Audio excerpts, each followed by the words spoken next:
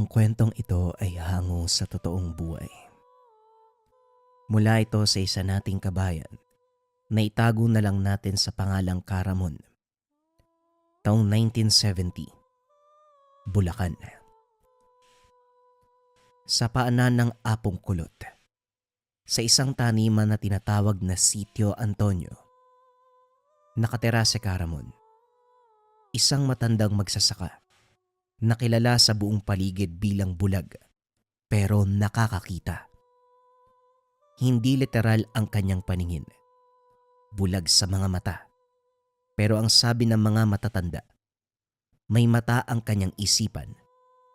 Kayang maramdaman ng panganib o kung may nilalang na hindi tao ang lumalapit sa kanyang bakuran. Mag-isang naninirahan si Mang Ramon sa kanyang kubong kawayan. Walang asawa, walang anak. Bihira siyang bumaba sa bayan.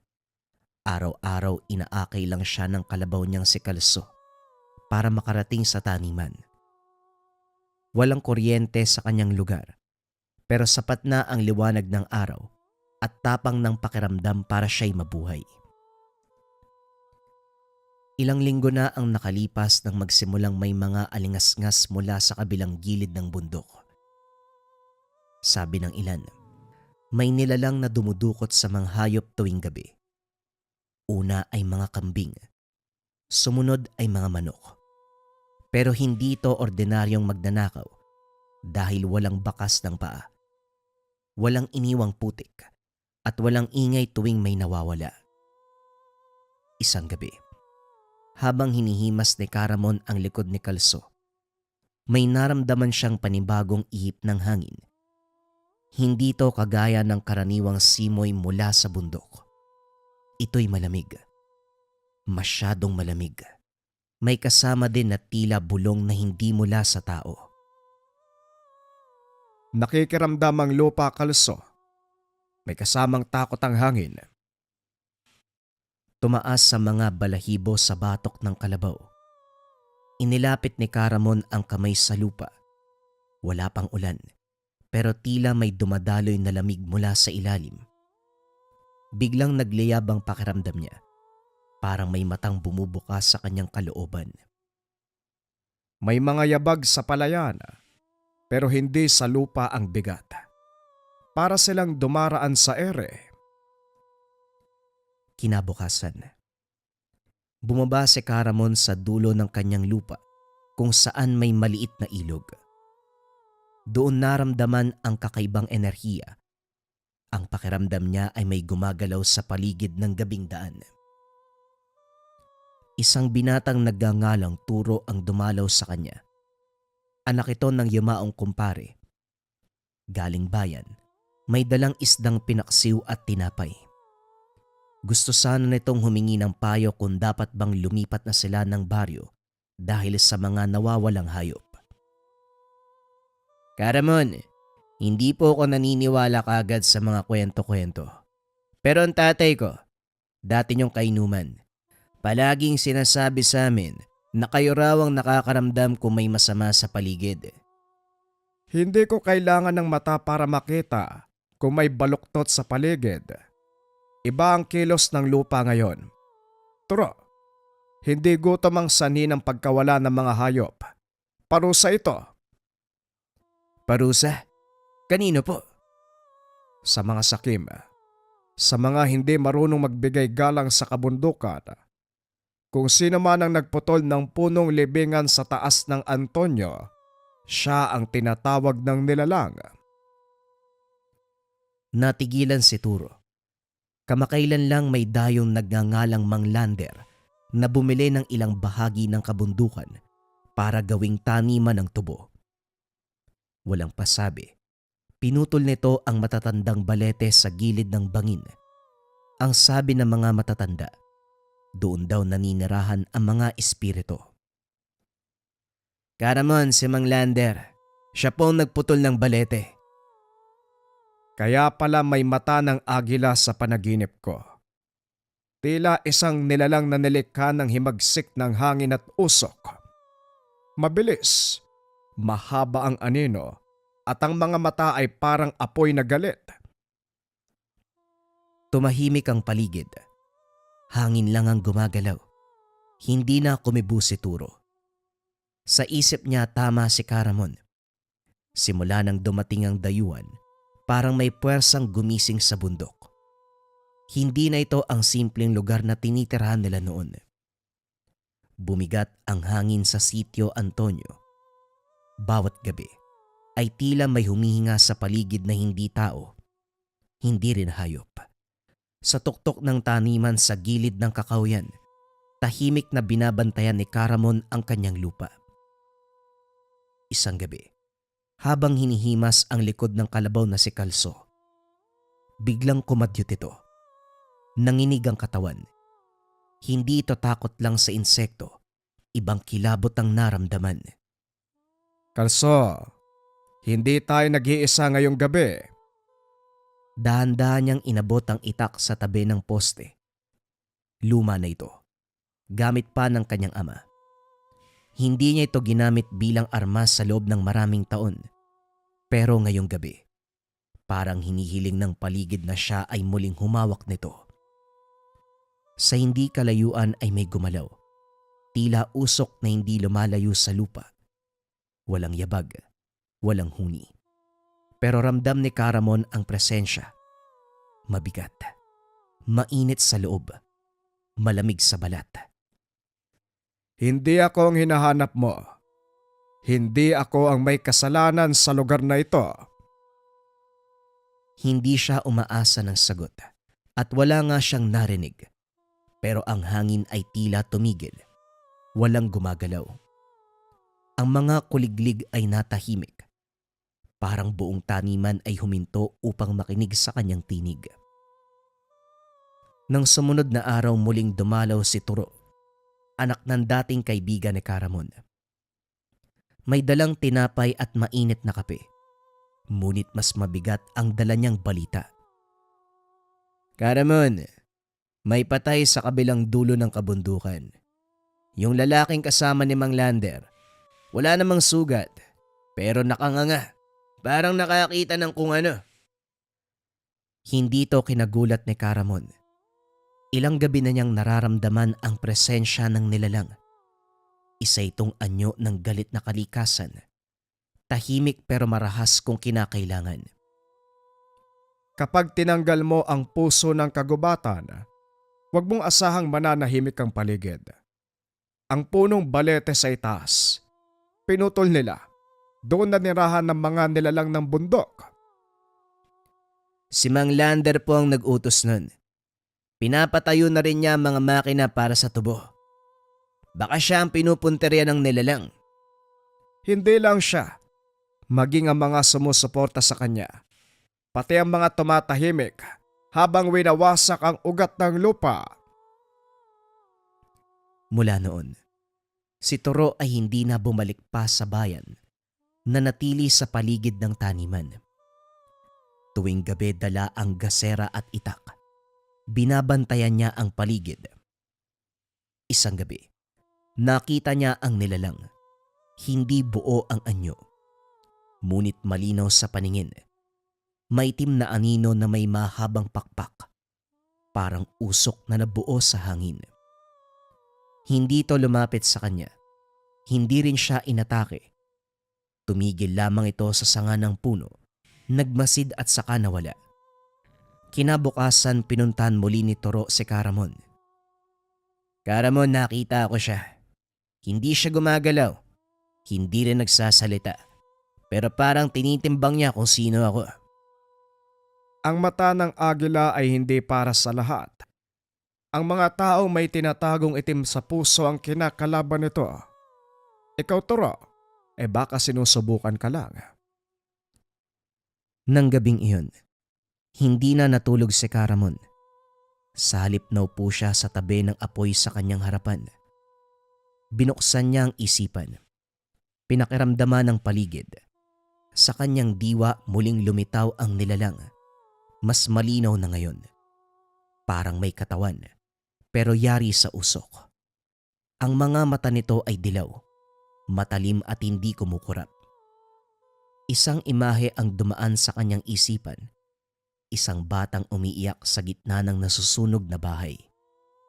Isang matandang babae na ginapos sa puno at ang matandang balete pinutol habang ang lupa ay tila sumisigaw sa sakit.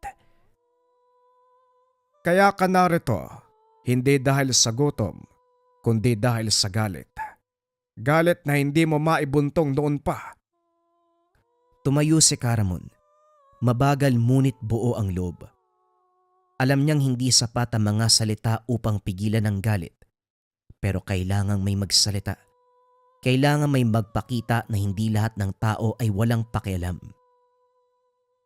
Nakikinig ka. At kung nakikinig ka, pakinggan mo ito. Hindi lahat ng nasa lupain ay kaaway mo. Kung susugurin mo silang lahat, maging ang mga inosente ay mawawala. Tahimik lang ang hangin. Walang sagot. Pero sa dibdib ni Caramon, nawala ang lamig. Alam niyang naintindihan siya ng nilalang. Kinabukasan humarap si Caramon kay Mang Lander. Walang takot. Wala ring galit sa tinig. Tanging babala ng isang tagapagsalita ng taniman. Ibalik mo ang respeto mo sa lupa. Hindi mo hawak ang lahat. Sa bawat punong pinapatay mo, may galit na lumalalim. Kung hindi mo titigilan, darating ang araw, ikaw mismo ang susuklaban ng nilalang. Bulag ka, Caramon. Ako may hawak dito. Ako nagbabayad kaya wala kang karapatan. Umuwi si Caramon. Hindi na siya sumagot. Hindi rin siya galit sapagkat alam niya, sa likod ng mga puno, sa ilalim ng anino may matang nagmamasid. At sa gabing yun, bumalot ang dilim sa bahay ni Mang Lander. Walang umaalulong na aso, walang huni ng kuliglig. At sa gitna ng sala ng lalaking nagkamali, nagliwanag ang dalawang matang dilaw. 2 araw matapos ang pagkikita ni Caramon at ni Mang Lander, tila mas mabigat ang hangin sa Sitio Antonio. Sa tuwing sumasapit ang hapon, unti-unting humihina ang mga tunog ng paligid. Ang mga ibon ay parang iniiwasan ang mga puno. Ang mga insekto ay bihirang marinig. Tahimik. Masyadong tahimik. Hindi to karaniwang katahimikan para kay Caramon. Alam niya na may mga bagay sa paligid na nagmamasid, nagbibilang ng hakbang, nag-aantay ng gabi. Nagsimula siyang gumising ng mas maaga, kahit hindi na siya halos natutulog. Hinawakan niya ang lupa sa paligid ng kubo. Tila kinakausap ang ugat ng taniman. Pinakikiramdaman niya ng sabihin ng hangin, ng tuyong damo, at ng mga tuyong dahon na hindi pa nababagsak. Hindi ako manghuhula, pero nararamdaman ko malapit na ang kilos ng nilalang. Hindi na ito lalayo pa. Lumapit si Toro. Dala ang ilang sako ng palay at ulam mula sa bayan. Nagpatuloy ang pagbabantay niya sa taniman. Lumalim na rin ang kanyang pakiramdam sa paligid. Paminsan, ramdam niyang parang may mata sa likod ng kanyang ulo. Nanonood habang siya'y kumakain o nag-iigib. Caramon, kahapon lang. Nakita ko mga paa ng mga baboy sa kubo ni Mang Lander. Wala nang laman, pero walang bakas ng kagat. Parang kinalas ng malinis. Hindi ang nilalang ang kumakain. Hindi yon gutom. Iba ang hinahanap niya. Kadalasan po gabi siya lumilitaw. Pero kanina pa umaga na. Habang nagdidilig ako, naramdaman ko may nakatayo sa may tabing sangingan. Sa tuwing papalapit ang anino sa araw, ibig sabihin, palapit na rin sa harapan natin ang pasya niya. Nagpatuloy ang dalawa sa araw-araw na gawain. Si Toro kahit kabado, mas piniling manatili. Naramdaman niyang hindi lang basta galit ang dala ng nilalang. May hinahanap itong hustisya. At parang sa piling ni Caramon, mas ligtas ang pakiramdam. Isang hapon habang papalubog ang araw, may dumaang dalawang lalaki sa ilalim ng taniman. May dalang palakol, galing kay Mang Lander. Utos daw na linisin ang dating kinaroroonan ng punong balete. Naroon si Caramon sa lilim ng kubo, pinapainom si Kalso. Nang marinig ang pagtama ng palakol sa putol na ugat ng punong balete, napalingon siya. Walang mata, pero alam niyang doon nang galing ang tunog. Hindi pa rin sila natuto. Tumayo siya. Mabagal pero buo ang kalooban. Nilapitan ng lugar. Hindi siya nagsalita kagad. Hinayaan na munang tumigil ang dalawang lalaki sa pagputol. Pumasok siya sa damuhan. Huminto sa gitna ng sanga at saka nagsalita. Walang halagang damo ang sinasaktan nyo. Ang pinupukpok nyo. Baka magkaroon kayo ng malaking problema dyan. Caramon, trabaho lang po. Sinabi ni Mang Lander, linisin daw po namin eh. May itatayo daw siya. Kubo sa ibabaw ng sugat ng lupa. Wala kayong respeto. Pero hindi ako huhusga sa inyo. Umalis siya nang hindi tumitingin sa likod. Sa puso niya, alam niyang darating ang gabi na may bibisita sa mga taong yun. Hindi niya na kailangan pang sabihan ang nilalang. Ang lupa mismo ang magdadala ng mensahe. Kinagabihan, dumaan ang isang ihip ng malamig na hangin mula sa bundok. Walang ulap sa langit, pero tila nabalot ng anino ang kabuuan ng taniman. Nasa loob ng kubo si Caramon.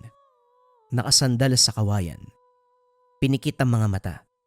Pinapakiramdaman ang katahimikan. Sa labas ay may narinig na tunog.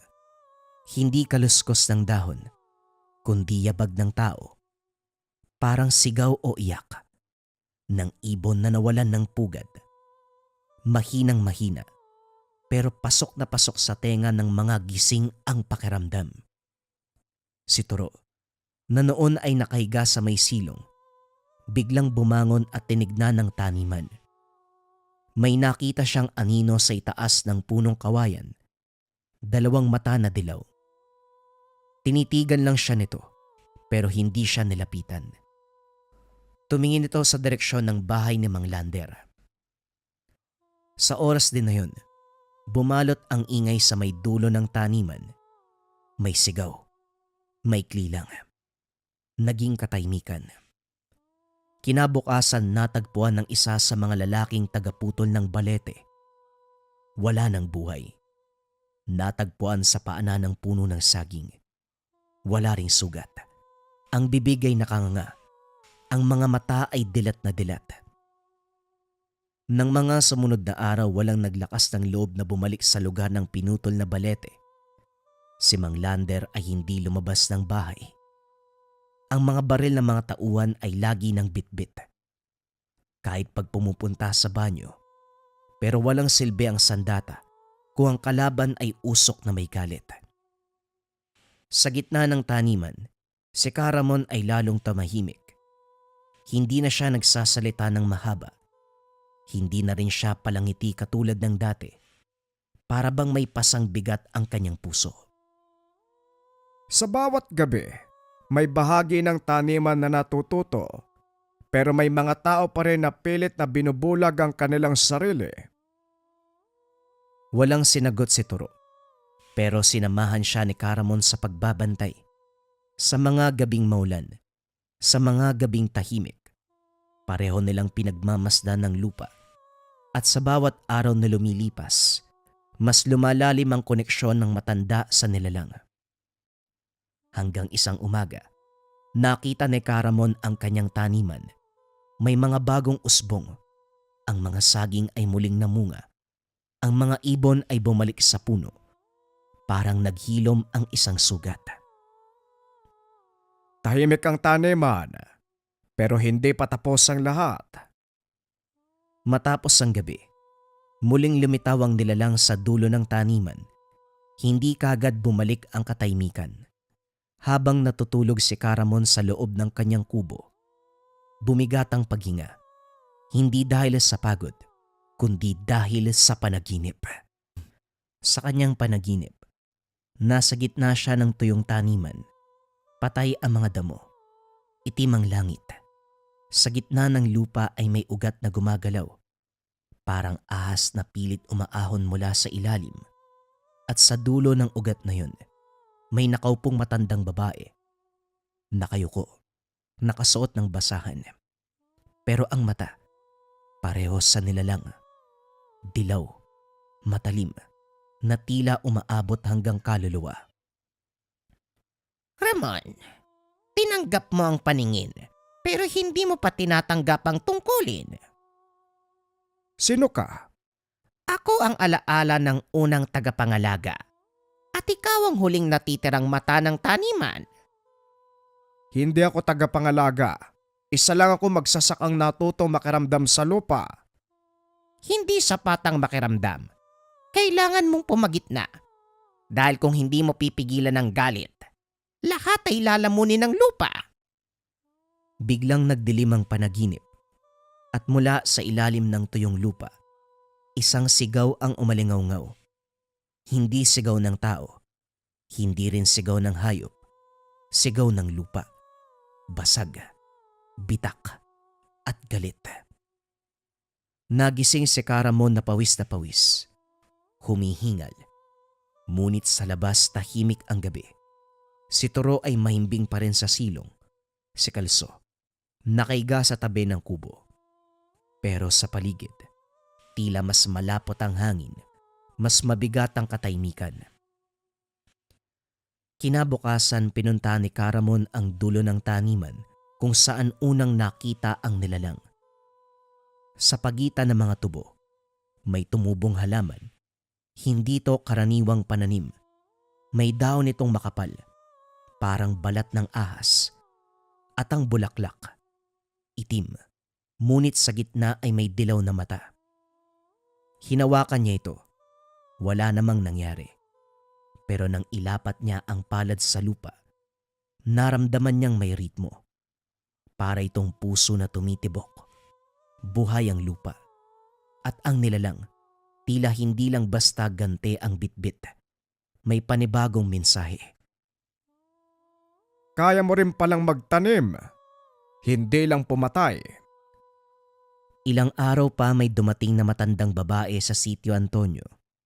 Hindi kilala ng mga taga-baryo. Nakasaklay ng kahoy. Nakasuot ng lumang saya. Lumapit ito sa taniman ni Caramon at hindi nagdalawang isip na pumasok sa bakuran. Ikaw ba si Ramon? Ikaw ang pinakinggan ng lupa. Ako si Ramon, pero hindi ko hawak ang lupa. Bihira na ngayon ang mga katulad mo. Sa bayan namin sa kabilang bundok, dati merong tagapagbantay, pero matagal nang nawala. Simula nang pinutol ang huling puno ng balete. Inabot ng matanda ang isang maliit na sisidlan na yari sa kahoy. May ukit ito ng mata at balete. Inabot kay Ramon.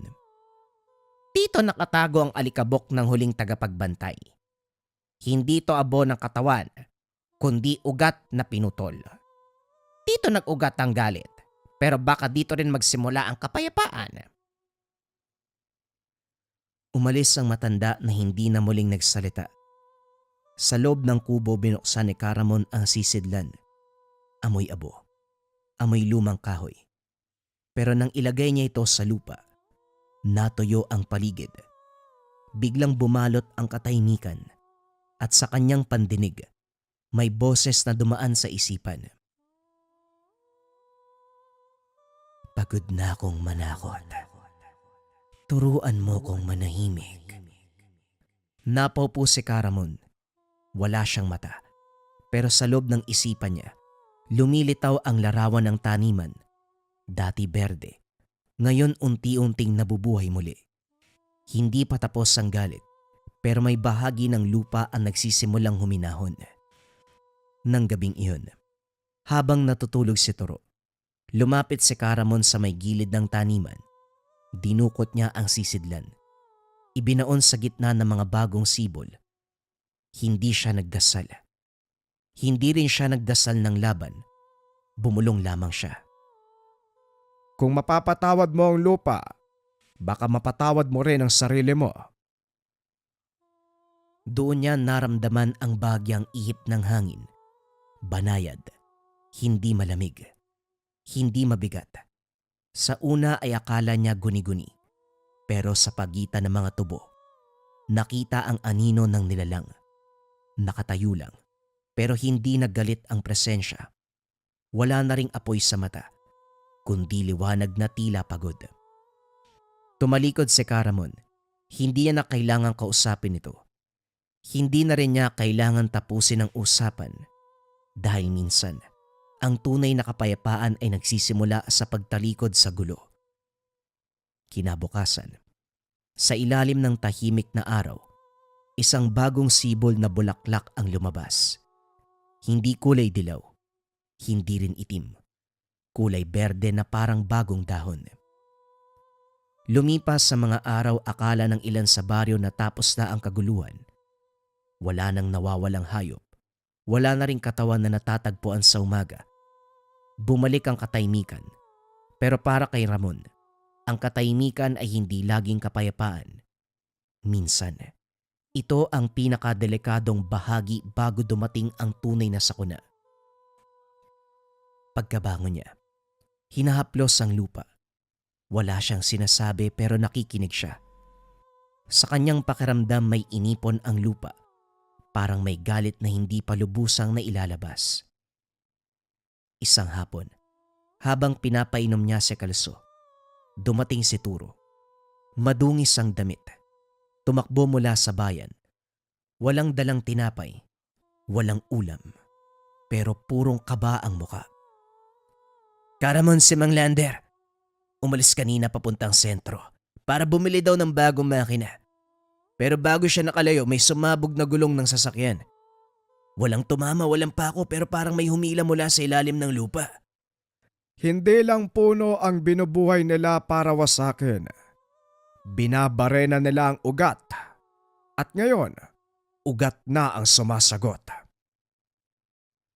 Tahimik si Turo. Hindi niya alam kung matatakot siya para kay Mang Lander o matutuwa na unti-unting nabibigyan ng hustisya ang mga inapi. Pero isang bagay ang sigurado, hindi nito basta kwento, ang lupa ay gising. Kinagabihan muli silang nagbantay ni Caramon.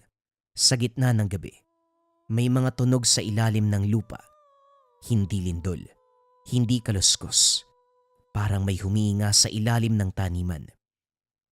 Muli nilang nakita ang nilalang, nakatayo sa dulo ng mga tanim na tubo. Hindi katulad ng dati. Ngayon malinaw na ang anyo. Mahaba ang katawan. Parang usok na naging laman. Ang mga mata ay dilaw na parang sinag ng araw sa pagitan ng lupa. At sa kanyang dibdib, tila may hugis ng punong balete. Nakaukit na parang pilat. Hindi ito lumapit, pero ang paligid ay tila yumuko sa presensya nito. Ang hangin ay tumigil. Ang damo ay hindi gumalaw. Si Caramon, kahit hindi nakakakita, ay lumapit. Naririnig kita. Nararamdaman kita. Pero hindi mo kailangan maghigante habang buhay. Kung ang ugat mo ay hindi na kayang hilumin ng katahimikan, ano ang susunod mong hakbang? Hindi sumagot ang nilalang, pero dahan-dahang tumalikod at lumayo. Naglaho sa pagitan ng mga tubo. Sa umaga, napansin nila ang lupang nilakaran nito. Hindi durog, hindi rin natapakan. Bagkus may mga bagong sibol ng halaman na hindi nila itinanim. Doon naisip ni Caramon, baka hindi pagwasak ang habol ng nilalang. Baka may nilikha itong panibago. Hindi lahat ng galit ay may layuning pumatay. May galit na humuhubog sa panibagong buhay. Ngunit hindi pa tapos ang pagsubok.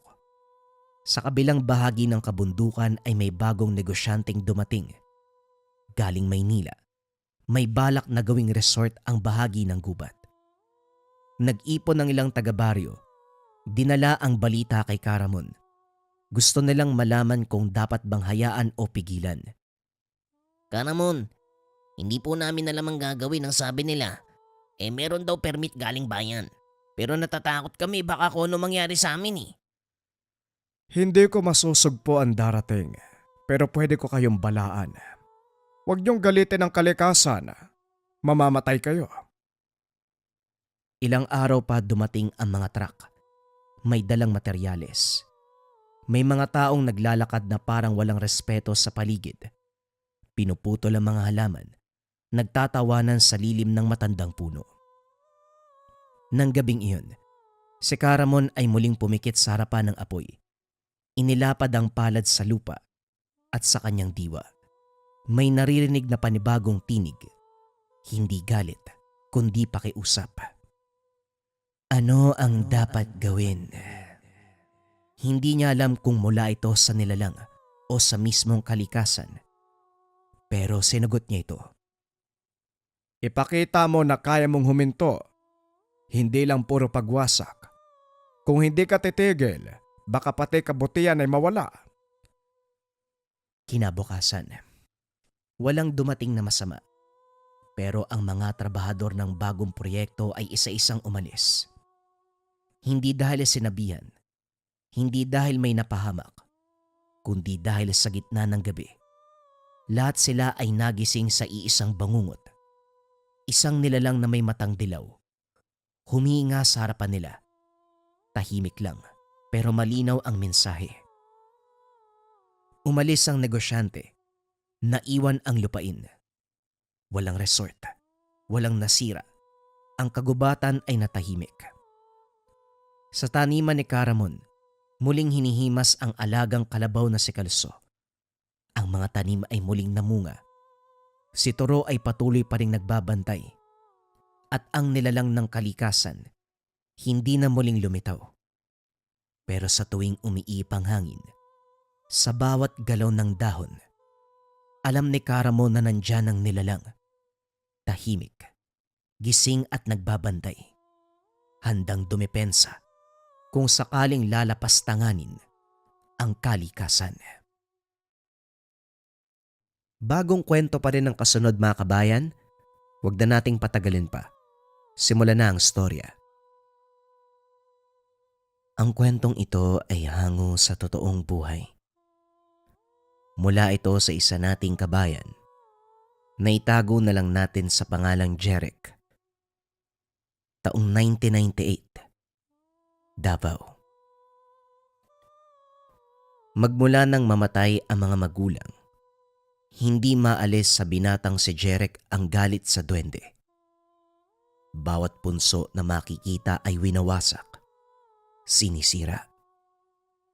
Batay sa detalyadong pagsusuri ng albularyong tumingin sa karamdaman, ang nabanggit na nilalang ang dahilan. Sa katunayan, gumanti lamang ito dahil aksidenteng nasira ng mga magulang ang tirahang punso. Kaso nga lang hindi matanggap ni Jeric dahil para sa kanya, kasalanan ng duwende dahil sumobra sa pagiganti. Hindi mababago ang katotohanan na ito ang pumatay sa ama't ina. Sa kabilang banda, nababahala si Tia Sabel sa kilos ng pamangkin. Hindi lingid sa kaalaman ng tungkol sa ganitong klaseng nilalang at kung paano kikilos sa oras na magalit. Ilang buwan na magmula nang makaugalian ng binata ang pangwawasak ng punso. Sa ngayon wala pang nangyayari, pero hindi pwedeng baliwalain ang katotohanan na darating ang takdang araw ng pag-iiganti. Iha, ginabi ka na naman. Saan ka ba nagpunta? Hinanap kita sa kapitbahay, umabot pa ako sa barangay. Nagbabaka sakaling naglalaro ka ng basketball. Hindi naman. Jeric, nag-aalala ko sa'yo kapag ganyan ang kilos mo. Wika ni Tia Sabel. Marumi ang damit, lalo na ang pantalon at mga kamay. May putik. Ganito ang itsura pagkatapos mangwasak ng punso. Idagdag pa ang lungkot sa muka. Halos mag-abot ang kilay mahahalata ang pagdadalamhati. Napasama lang po ako sa construction doon sa kabilang sitio. Pinaayos yung kalsada ng kapitan eh. Naghahanap ng dagdag trabador kaya pumasok na po ako. Ayaw sanang paniwalaan pero nag-abot ng salapi. Natuwa si Tia Sabel dahil sa wakas napukaw ang atensyon ng binata. Madalas kasi ang paglalakwat siya nito. Inintindi na lamang dahil apektado sa pagkawala ng mga magulang. Pero ngayon kusa ng kumilos upang ibaling ang pansin sa ibang bagay. Mabuti ito, Jeric. Ayos lang ba kung idagdag ko sa pambili natin ng bigas? Maghahapunan na din pala. Sumaglit kasi si Tio Bernard mo kanina. Nag-uwi ng manok. Paborito mo yung tinola, hindi ba? Walang imik na nagpunta ng kusina ang binata. Tahimik itong naghapunan. Inantay lang ito ni Tia Sabel. Wala pa ring salita. Dumiretso lang ito sa kwarto pagkatapos magligpit ng pinagkainan. Napabuntong hininga na lamang. Inintindi na baka pagod lang ito, kaya walang ganang makipag-usap. Kinabukasan maagang umalis si Jeric. Walang sinabi kung saan pupunta. Pinagpalagay na lamang ni Tia Sabel na papasok ng construction dahil sa damit na suot. May bitbit na itak, pala at sako. Magaan din ang pakiramdam ngayon kung kaya't hindi na bahala. Subalit ang inakalang sa pagtatrabaho tutungo, sa gubat ang punta ni Jeric. Mabilis ang mga hakbang. Pagdating sa masukal na bahagi kung saan maraming punso, sinimula ng pagsira. Winasak ng binata ang tirahan ng duwende, lahat ng makikita. Ibinuhos ang galit sa bawat pagbungkal. Pagkatapos wasakin ang gabundok na lupa, nagukay ng hanggang 2 dangkal. Binuhusan ng gaas, sinindihan at sinunog. Tuwang-tuwa si Jeric habang pinapanood ang paligid. Mahina lang ang apoy, pero sapat na para sa kanya. Tignan na lang natin kung may duwende pang makaligtas.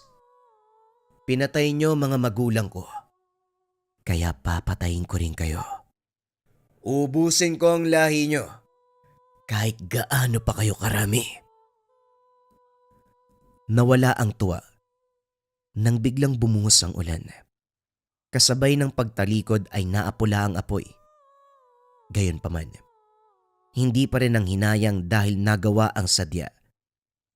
Upang maging makatotohanan ang naisip ng tiyahin na sa construction siya pupunta. Nanatili muna sa tahanan ng kaibigan. Doon nag-aliw kasama ang iba pang barkada na mahilig din sa pagsusugal. Pagsasabong ng gagamba ang pinagkakaabalahan. May pustahan na nakakadagdag aliw. Hindi na malaya ng oras, gabi na nang mapansin. Nagmamadaling umuwi si Jeric. Hindi na nagtaka kung bakit nakaupo sa pintuan si Tia Sabel. Ganito siya kapag nag-aantay. Lumiwanag ang mukha ng tiyahin nang makita siyang papalapit. Kagad itong tumayo sabay salubong ng ngiti. Naulanan ka ba? Halata sa buhok at damit mo. Nangangamoy ulan. Ipaghahanda kita ng sabaw. Maligo ka muna doon sa likod, may tubig doon. Magbanlaw ng mabuti para hindi ka magkasakit.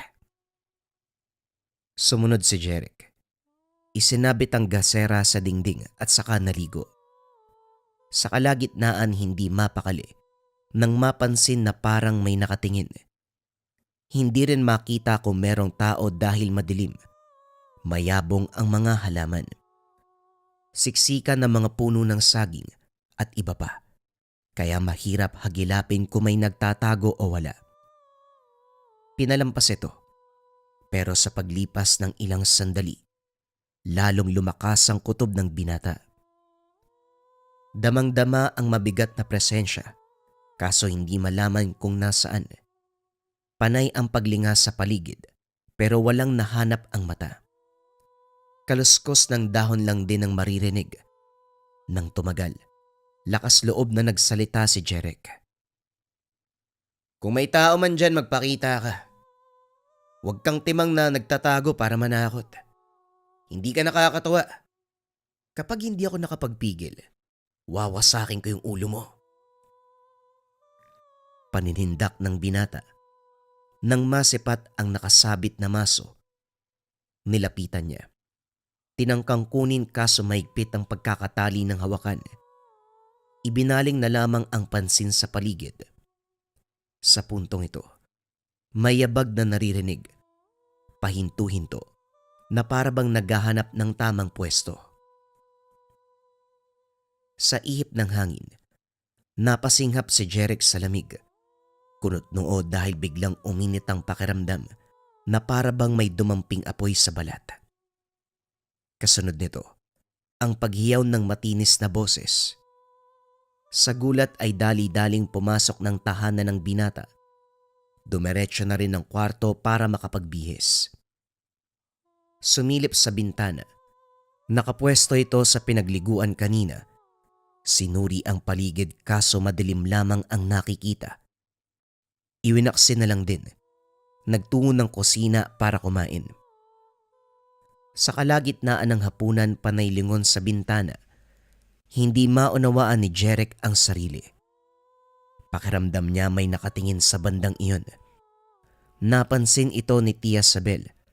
Hindi rin mapakali dahil sa paulit-ulit na pagsulyap ng binata.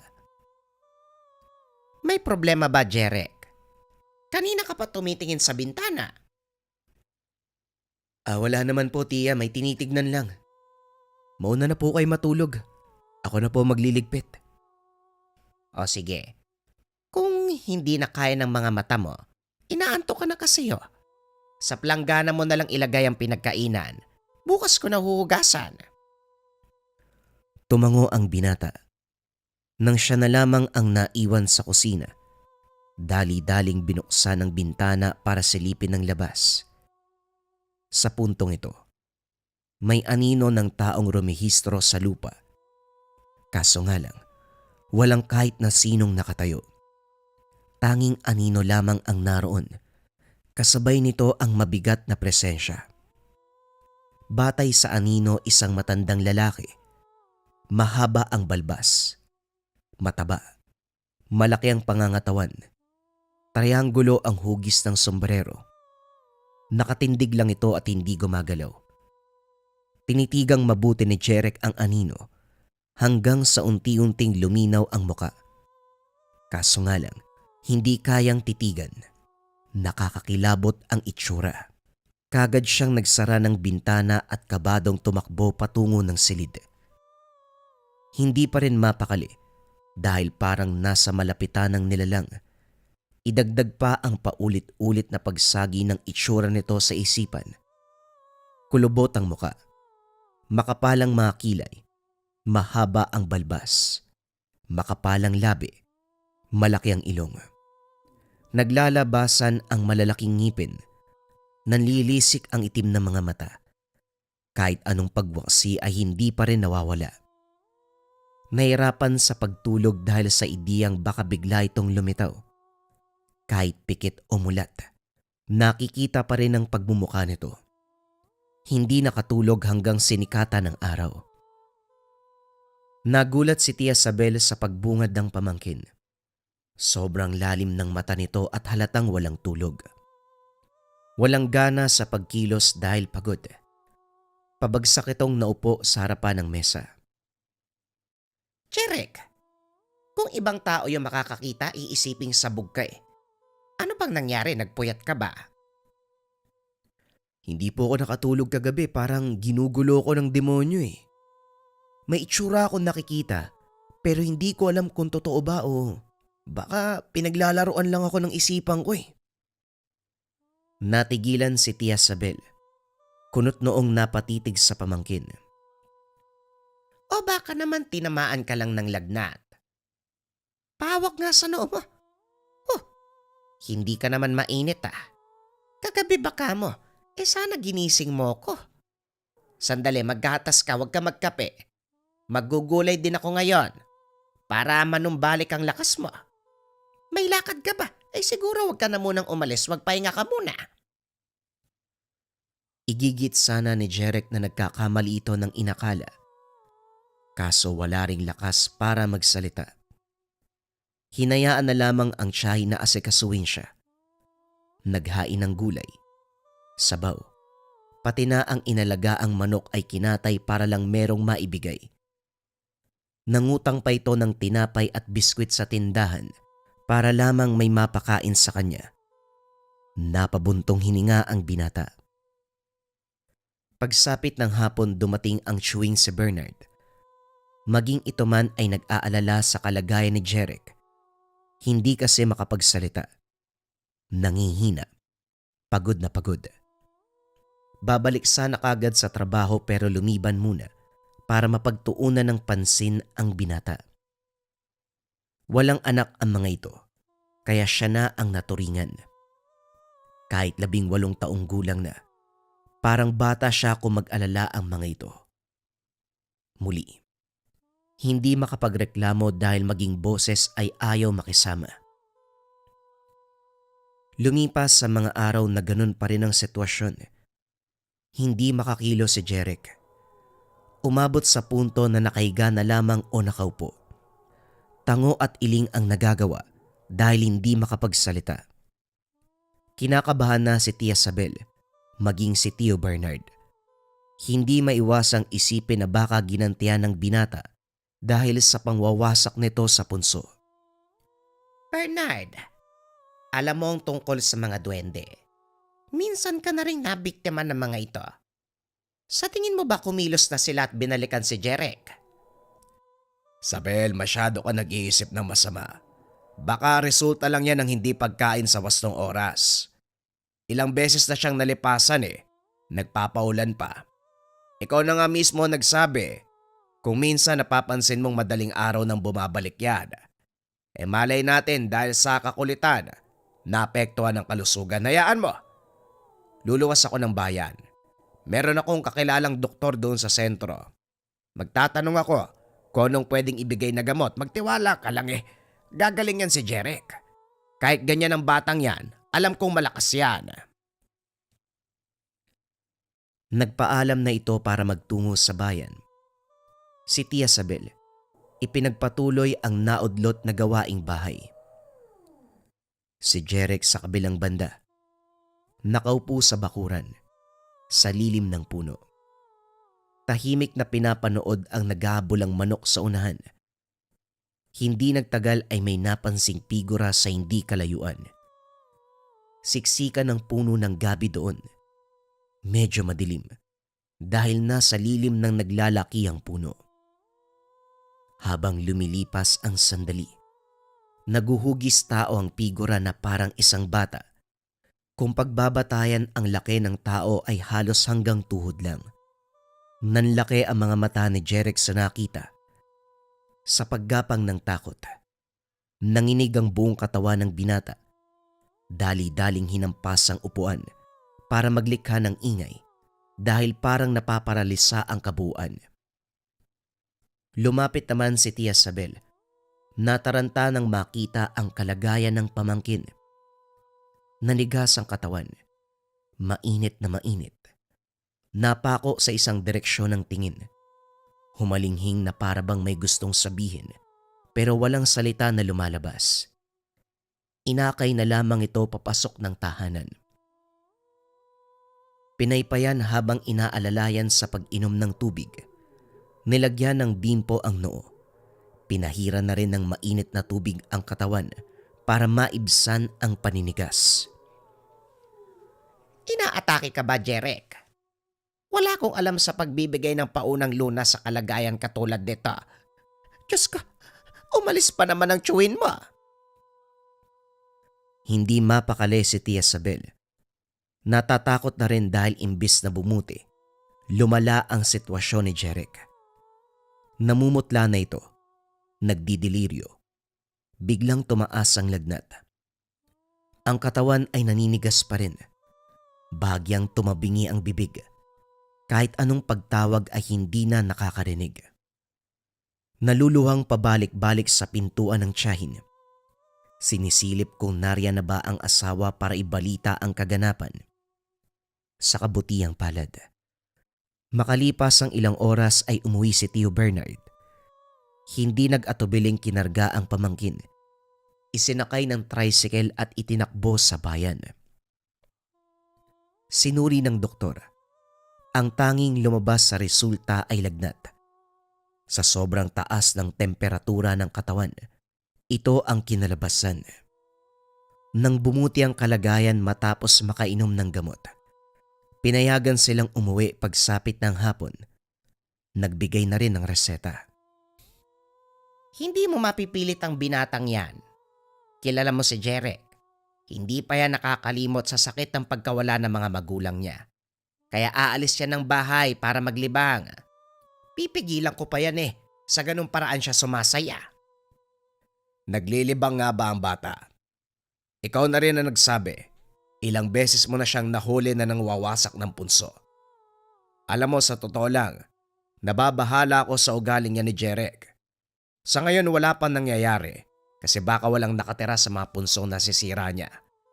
Paano kung sa susunod, makahanap yan ng katapat niya? Kapag nagkataon lugi tayo, hindi ordinaryong nilalang. Kaya pakiusap ko sa'yo, bantayang maigi si Jeric. Mahirap na. Paalala ni Tio Bernard.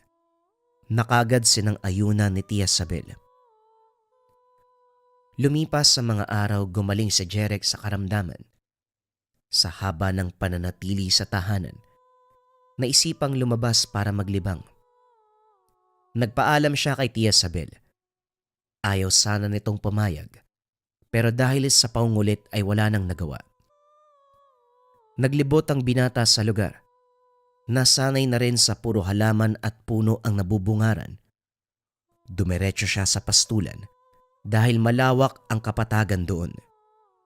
Inaliw ang sarili sa mga hayop at iilang bata na naglalaro. Nakatutok sa tanawin sa harapan. Hindi na malayan ang paglipas ng oras. Napapangiti pa si Jeric sa kakulitan ng mga bata. Pero habang tumatagal, iba ang nakikita.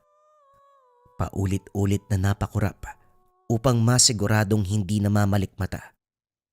Kaso nga lang lumala ng lumala. Ang bawat bata ay iba ang itsura. Dali-dali siyang tumayo para umalis sana sa lugar.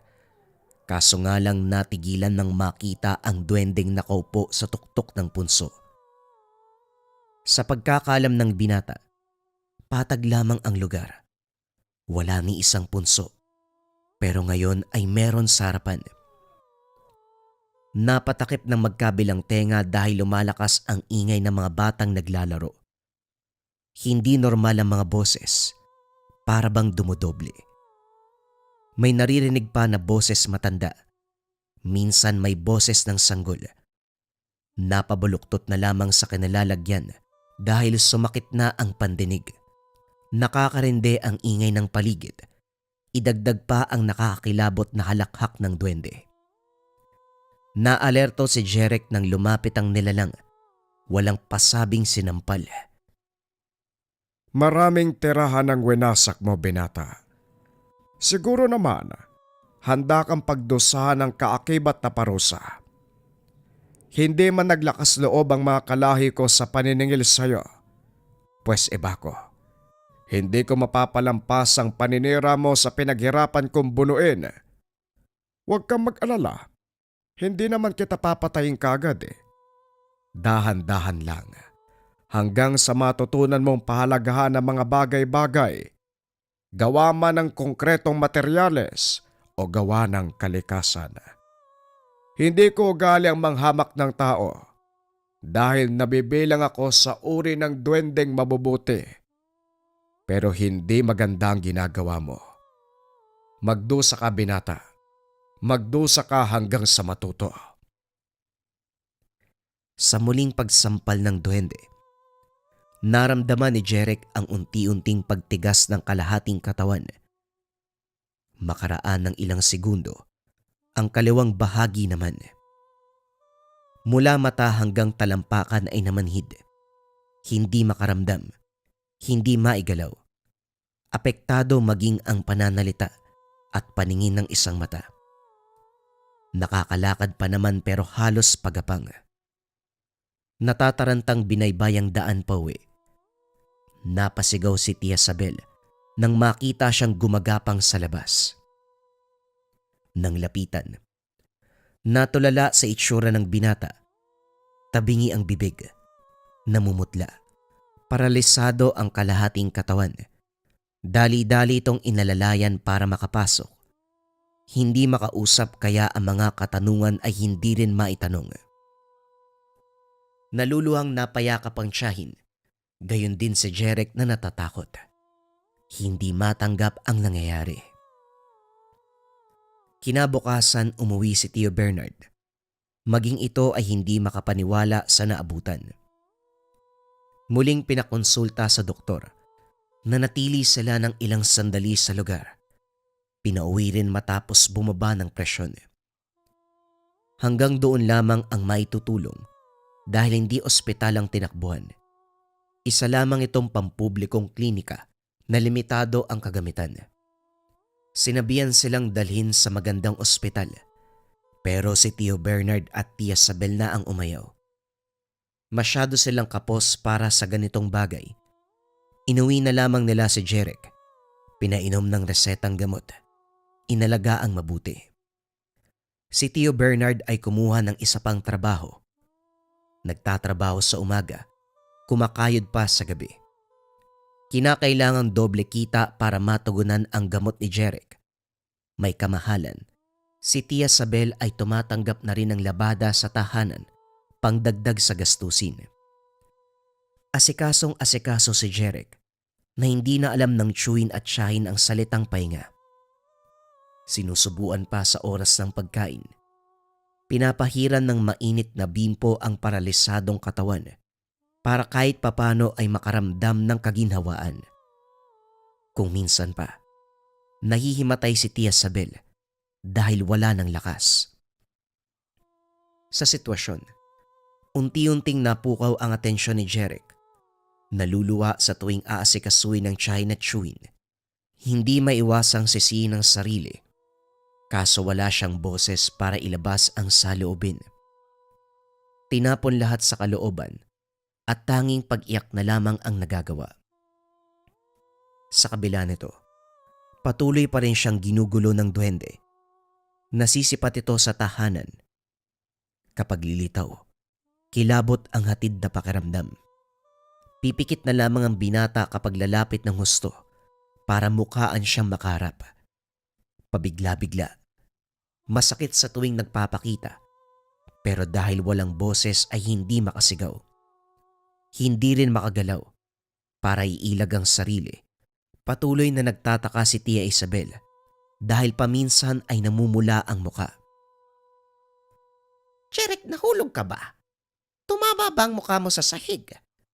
Kapag may kailangan ka, tapos nasa kusina ko nasa labas, hampasin mo lang yung planggana. Kapag narinig ko ay lalapit ako sa iyo. Sinabi ko na yan, hindi ba? Ang pula ng pisngi mo namamaga yata. Oh, Jeric, ayos ka lang ba? Eh bakit parang natatakot ka? Wika ni Tia Sabel nang mapansin ang panginginig ng binata. Nakatuon ang nanglalaking mata sa likuran niya. Kaso kahit lingunin ng lingunin, walang nakikita. Takot na takot ang binata. Nangungusap ang mga mata pero hindi maunawaan. Niyakap na lamang niya ito para patahanin. Sa kabilang banda, hindi magawang kumalma ni Jeric kahit pa mahigpit ang yakap ng tiyahin. Nasa likuran nito ang duwende. Batay sa galaw ng nilalang ay may masamang gagawin sa tiyahin. Pero hindi naman tinutuloy. Binabaliw lamang ang utak ni Jeric. Hindi nagtagal. Narinig ang boses ng nilalang sa isipan. Kumusta ka? Hindi ka pa ba natututo sa pagpapahirap ko sa'yo? O baka pwede pang dagdagan? Gusto mo bang isama ko ang tiyahin mo? O ang tsuhin mo kaya? Pumili ka ng isa sa kanila. Dalian mo. Pumili ka para may karamay sa sitwasyon.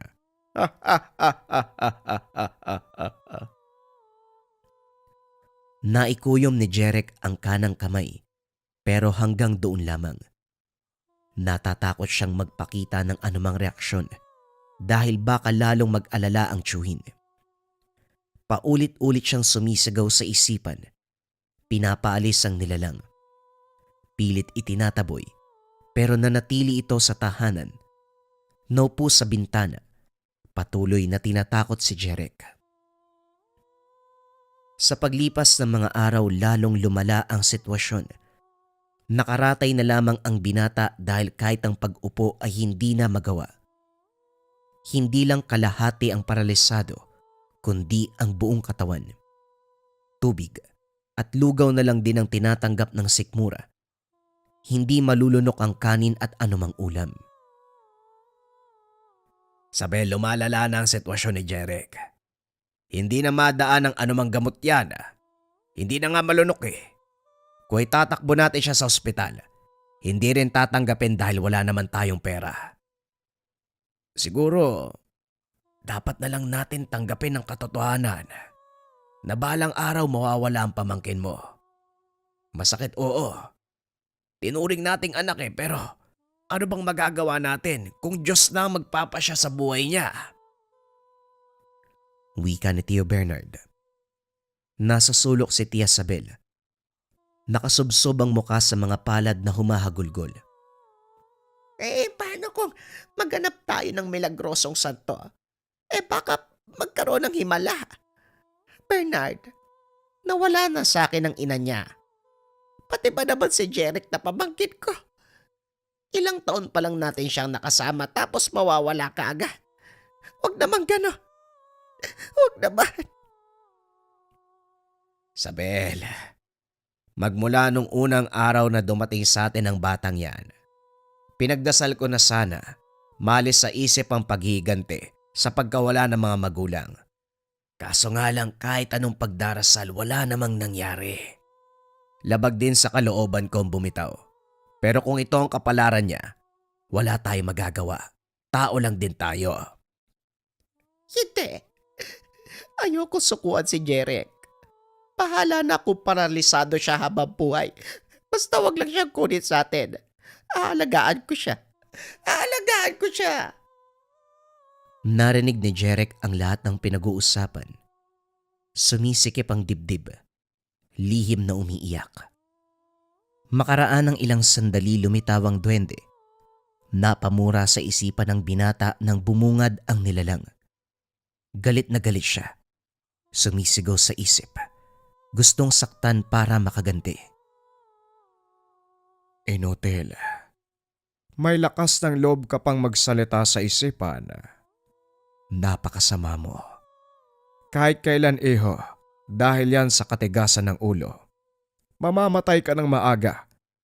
Ilang buwan ka nang nagdurusa, pero ni katiting, wala kang pinagsisisihan. Ganyan ba kabulok ang utak mo? Hindi mo ba ginagamit? Inutil. Iho, sa ganitong sitwasyon, kailangan mo ang isip, pag-unawa, para maintindihan kung ano ang kahalagahan. Hindi puro emosyon na iyak ng iyak. Napakawalang kwenta ng buhay mo. Tuluyan kang nilamon ng galit. Nakasagot si Jeric sa pamamagitan ng isipan. Ano bang sinasabi mo? Ito naman yung gusto mo, hindi ba? Ang magdusa ko. Tapos kapag nagsawa ka na, basta na lang akong papatayin. Ganyan naman talaga kayo kasama, hindi ba? Pinatay niyo ang mga magulang ko. Pati ako binalikan niyo. Hoy, kung ang mga magulang mo ang pag-uusapan, pues, hindi nagmula sa lahi ko ang nanghamak sa kanila. Itim na duwende ang nakalaban ng mga magulang mo. Isa pa, sila naman ang nagkasala. Gumante lang ang mga elemento, pero hindi nila kinaya kaya binawian sila ng buhay. Ikaw naman, iba ang sitwasyon mo sa kanila. Nagbabayad ka sa kasalanang sinadya mong gawin. nagkamali ka ng tahanang winasak. Hindi dahil duwende ang pumatay sa mga magulang mo, ibig sabihin ay lahat damay. Kahit pare-pareho kami ng lahi, iba ang aming pag-uugali. Kagaya niyong mga tao, merong mabubuti at meron ding masama. Wala sa bokabularyo ko ang magparusa sa mga tao.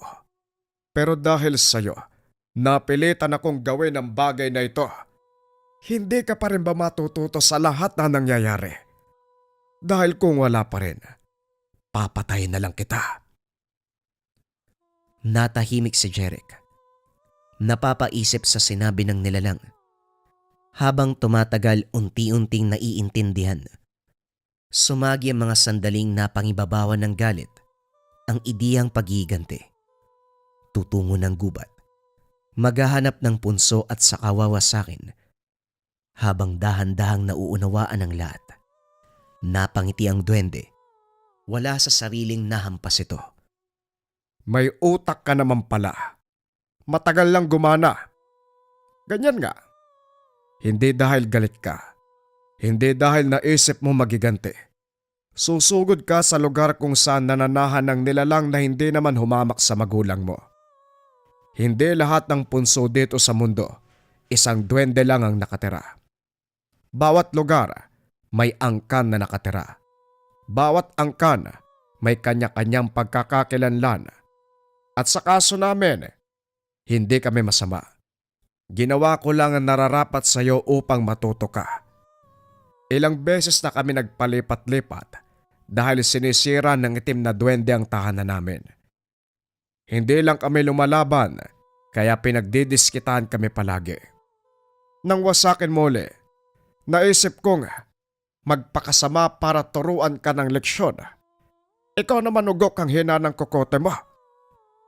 O siya, malapit na ako lumagpas sa oras at baka hindi ako makabalik sa lugar namin. Naway magsilbing aral ang lahat ng kaganapan sa iyo.